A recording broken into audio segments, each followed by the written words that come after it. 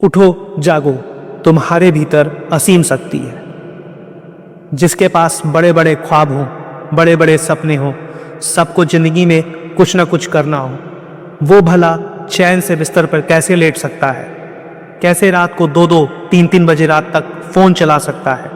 और कैसे सुबह 10 बजे तक सो सकता है? अगर वो ऐसा कर रहा है तो यह बात यकीनन तय है, उसके पास कोई खास वजह नहीं है। वो जो भी कर रहा है, जो भी कुछ बता रहा है, वो सिर्फ एक बहानेबाजी है। उसका कोई मतलब नहीं है, ना तो उसकी बातों का और ना ही उसके कामों का। फिर वह खुद से झूठ बोल रहा है, वह खुद को धोखा दे रहा है और इसे इस बात पर शर्म आनी चाहिए। वो इंसान अपने घर को देखे, अपने हालात को देखे, अपने परिवार को देखे, खुद को देखे। उसे बहुत कुछ बदलना है, उसे बहुत कुछ करना है और ये चीज़ें ज़रूरी है। फिर भला कैसे पढ़ने में मन नहीं लगेगा? फिर भला कैसे वो खुद को बहाने बनाकर झूठ बोल सकता है? ज़िंदगी में अगर आपको कामयाब होना है तो एक बात हमेशा याद रखो, हर दिन हर दिन हर दिन खुद पर विचार करना ज़रूरी है।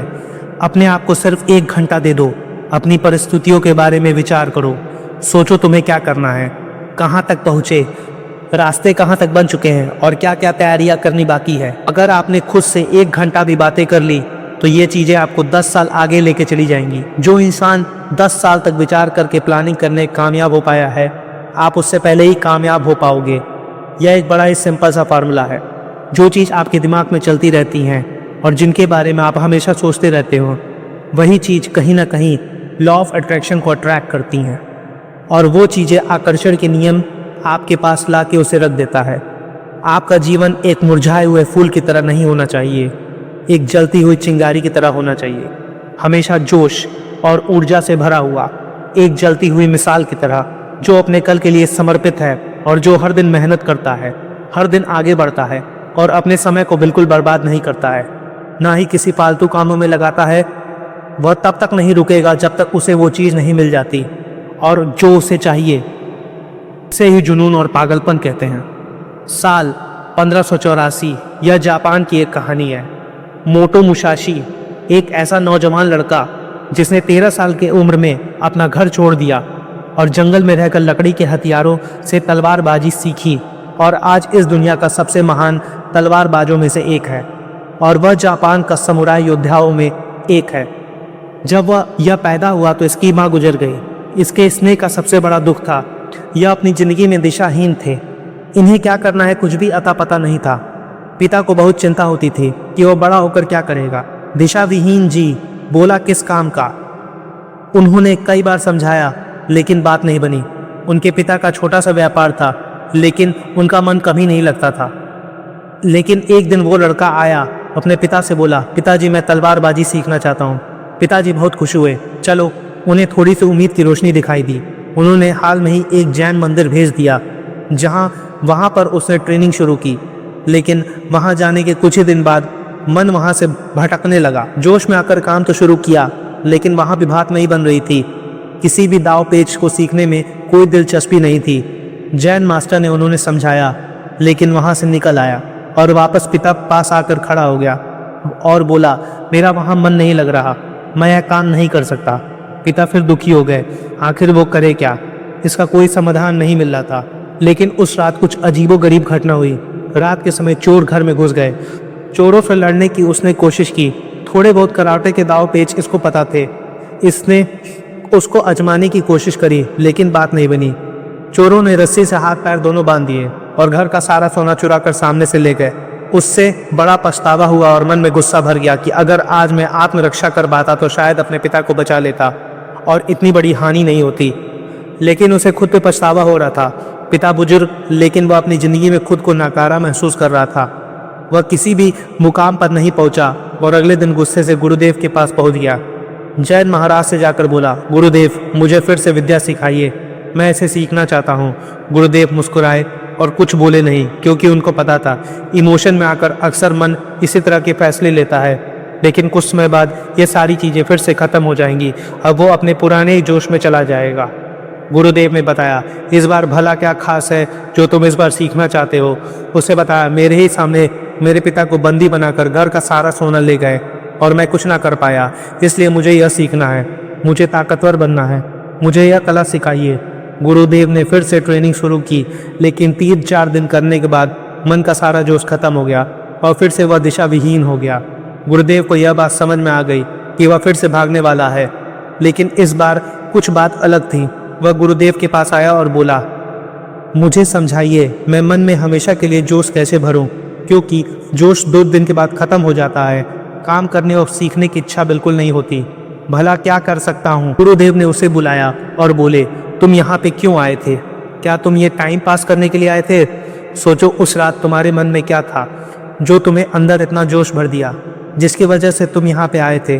लड़का मुस्कुराया और बोला, उस दिन मेरी आंखों में जोश था, क्योंकि मैंने पिता का अपमान देखा था, जो मुझसे बिल्कुल बर्दाश्त नहीं होता। तब गुरुदेव ने कहा, इस चीज़ को बरकरार रखने के लिए दिमाग में क्लैरिटी होना चाहिए। बिना क्लैरिटी के तुम कुछ भी नहीं कर पाओगे।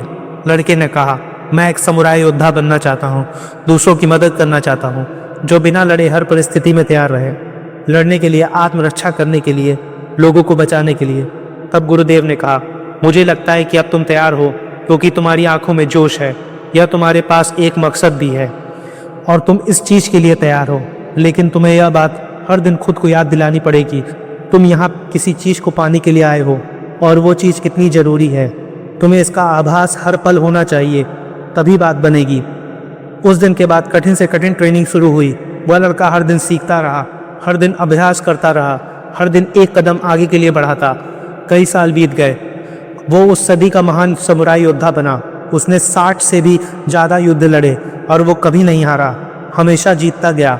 लकड़ी के हथियारों से बहुत से सैनिक को हरा देता था। फिर भी एक मोड़ आया।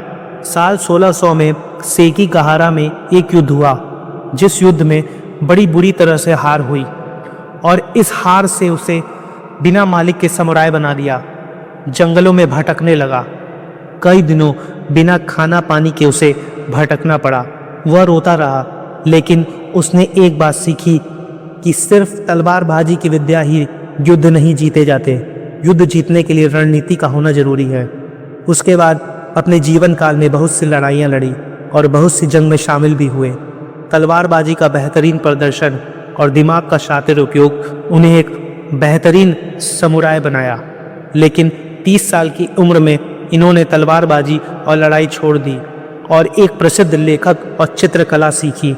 इन्होंने अपनी किताब द बुक ऑफ 5 रिंग्स में जिंदगी के कठोर प्रिंसिपल और डिसिप्लिन के बारे में लिखा, जिसके बारे में हम आपको बताने जा रहे हैं। आप कॉपी पेन लेके बैठिए और इसे नोट कर लीजिए। नियम नंबर 1, अपनी कमजोरियों पर सबसे पहले ध्यान दो। यह कहते हैं कि जीवन में अगर आपको कामयाब बनना है, कहीं आपको पहुंचना है, तो आपको अपनी कमजोरियों को हमेशा ध्यान रखना पड़ेगा, क्योंकि एक कमजोरी आपको कितनी भी ऊंचाई पर पहुंचे हों, आपको गिरा सकती है। आपकी कमजोरियां लोहे में लगी जंग की तरह होती है। वह धीरे धीरे आपको खाती रहती हैं और आपको पता ही नहीं चलता। आप जिंदगी में आगे बढ़ रहे हो, सब कुछ अच्छा चल रहा है, लेकिन आपको कमजोरी अगर उस पे हावी हो गई तो सारी चीज़ें आपकी खो जाएंगी और शुरुआत फिर से करनी पड़ सकती हैं। और हकीकत यह है कि आप अपनी कमजोरी को बखूबी जानते हैं कि कौन सी चीज़ जो हमेशा आपकी ज़िंदगी में रुकावट बनती है। देर से सोना, देर से उठना, टाइम पे खाना ना खाना, अपने काम को टाइम पे ना करना, आलस जो सबसे बड़ा दुश्मन है, जो आता एक मेहमान की तरह है और आपका आकार आपका मालिक बन जाता है, राजा की तरह बर्ताव करता है। इसलिए इन चीज़ों पे आपको ध्यान देना ज़रूरी है, क्योंकि यही आलस सबसे बड़ी रुकावट है। नंबर 2, डिसिप्लिन ज़रूरी है। ये कहते हैं कि एक कठोर अनुशासन आपको पूरी आइडेंटिटी बदलने की ताकत रखता है। अगर आप वाकई अनुशासन से प्यार करते हैं तो आपकी ज़िंदगी में नकारात्मक चीज़ें ऐसे दूर हो जाएंगी। एक आलसी दिमाग, एक आलसी शरीर एक कूड़े से भरे हुए कमरे की तरह होता है। एक कमरा भले ही कितना खूबसूरत हो, उसमें कबाड़ी चीज़ें वही रहती हैं। हकीकत यह है कि अनुशासन आप हमेशा खुद को नहीं कर सकते। आपको किसी मालिक की ज़रूरत पड़ेगी, एक ऐसा मालिक जो कहीं ना कहीं आपसे कई गुना स्ट्रिक्ट हो, क्योंकि मन अक्सर लालच में आपको बहका सकता है, आपको डिस्ट्रैक्ट कर सकता है और आप फिर से आलस वाले रास्ते पर चल सकते हैं। आपको जीवन में एक गुरु चाहिए, एक ऐसा गुरु जो आपको मार्गदर्शन कर सके। जब आपकी बुरी परिस्थिति में फंसे हों तो आपको वो डायरेक्शन दे सके। लेकिन अगर गुरु नहीं है तो आप खुद के गुरु बन सकते हैं। जी हाँ, यह सही बात है। आप अपनी अंतरात्मा और अपने मन से बात ही कर सकते हैं। जब आप खुद से सवाल करेंगे और जब आप चाहेंगे तो महसूस होगा कि आप खुद को डायरेक्शन दे सकते हैं। आपको सोने जाना है, आपको खुद मना करके रोक सकते हैं कि नहीं, अभी तुम्हें काम करना है, अभी अभ्यास ज़रूरी है। इससे तुम अपने आप को ऐसे करने से रोक पाओगे। जब तुम गलत काम करने जा रहे हो तो खुद को डांट फटकार कर लगा सकते हो। तुम वहाँ भी खुद को मना करोगे और यकीनन आपका मन मान जाएगा। आजमा के देखना, जब आप हार जाते हैं, जब आपको रास्ता नहीं दिखता और जब आपको फिर से लड़ने की हिम्मत चाहिए होती है, फिर भी आपको साहस आपका मन और आपकी अंतरात्मा ही देती है। आप खुद को अगर समझ पाओ कि आप हार चुके हैं तो यकीनन आप हार मान जाओगे। लेकिन अगर मन में जोश और साहस है तो आपकी आत्मा आपको समझा देगी कि हमें लड़ना बाकी है, और इसी जोश से आप दोबारा तलवारबाजी के लिए मैदान में जा सकते हो। ये सारी चीज़ें बस समझने का खेल है। अगर आप खुद को अपना गुरु बनाओगे तो यकीनन आप हर परिस्थिति में अपने साथ एक अपने से कठोर गुरु पाओगे, जो हमेशा आपको डांट फटकार लगाएगा और आपको गलत काम करने से रोकेगा। लेकिन यह बात भी आपको ध्यान में रखनी चाहिए कि हमेशा आप उसकी इज्जत करोगे और उसकी हर एक बात मानोगे। नंबर 3, नकली योद्धा मत बनो। यह बात इस बात को समझने के लिए है कि ज़िंदगी में कुछ भी छुपाने से नहीं छुपता। आप अकेले में जो कुछ भी करते हो वो सब कुछ दुनिया को पता चल जाता है। आप कितना भी अभ्यास करा है, आपकी कोशिश कितनी है, आप कितने माहिर हो, यह सब कुछ जब आप युद्ध के मैदान पर उतरते हो तो आपकी तलवारबाजी, आपका हुनर, हर एक चीज़ दिख जाता है। ठीक वैसे ही आप अकेले में जो कुछ भी खा लो वो आपका शरीर में दिख जाएगा। आप अकेले में जो कुछ भी पढ़ लो वो आपके ज्ञान में दिख जाएगा। आप अकेले में जैसा बर्ताव कर लो वह कहीं ना कहीं आपके बिहेवियर, आपके बोलचाल और आपके हाव भाव से दिख जाता है। आपकी संगत कैसी है, आपने कितना कुछ सीखा है, आप कितने ज्ञानी हो, यह सब कुछ आपकी नॉलेज, आपके तरीके से पता चल जाता है। बिना अभ्यास के किसी भी युद्ध के मैदान में नहीं उतरना चाहिए। अगर आप युद्ध के मैदान में उतरते हो और तलवारबाजी करते हो तो कुछ ही मिनटों के अंदर आप मारे जाओगे।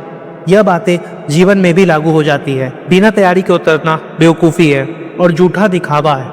झूठा अभ्यास अक्सर आपको हरा देता है, युद्ध के मैदान में हो चाहे जीवन के मैदान में। ये चीज़ें ऐसी ही लगती हैं। जब आप युद्ध के मैदान में उतर जाओगे तो इस बातों से कोई फ़र्क नहीं पड़ता आपने कितना अभ्यास किया है, कितना हुनर रखते हो या फिर आपने कितना सीखा है।